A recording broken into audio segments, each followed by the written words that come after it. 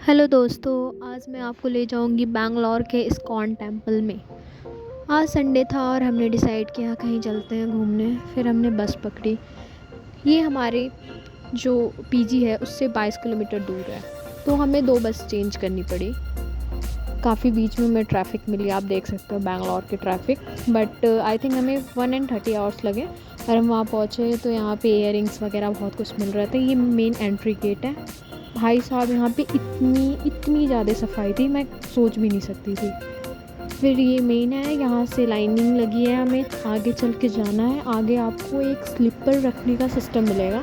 यहाँ पे स्लीपर कुछ ऐसे रखते हैं कि हमें कूपन लेनी पड़ती है।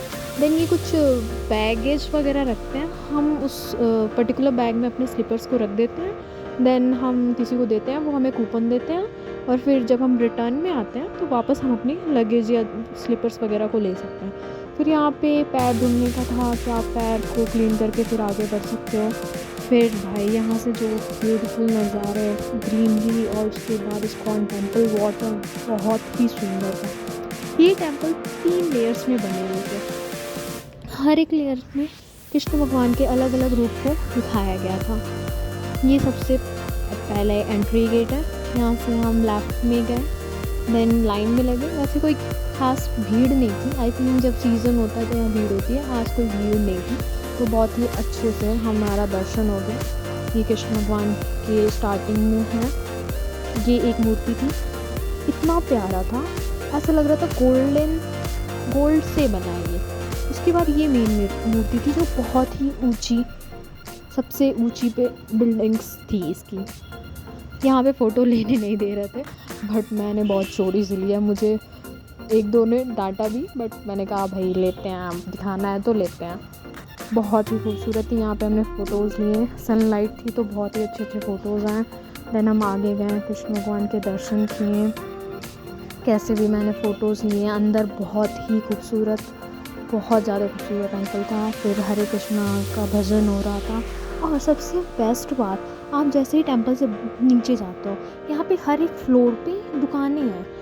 कृष्ण भगवान की मूर्ति, गीता, भगवत गीता, सब कुछ और भी बहुत सी चीज़ें, हैंडमेड मिठाइयाँ, खाने पीने का। अंत में आप जाओगे तो आपको खाने पीने का भी बहुत ही अच्छा दिखेगा, आप खा सकते हो। आप देख सकते हो कितना ये जलेबी, समोसा, फाफड़ा, एवरीथिंग इस तरह। देन हम आगे बढ़े, वहाँ पे एक बहुत ही प्यारा पुल था, प्योर ब्लू, इतना साफ़ और इतना सुंदर।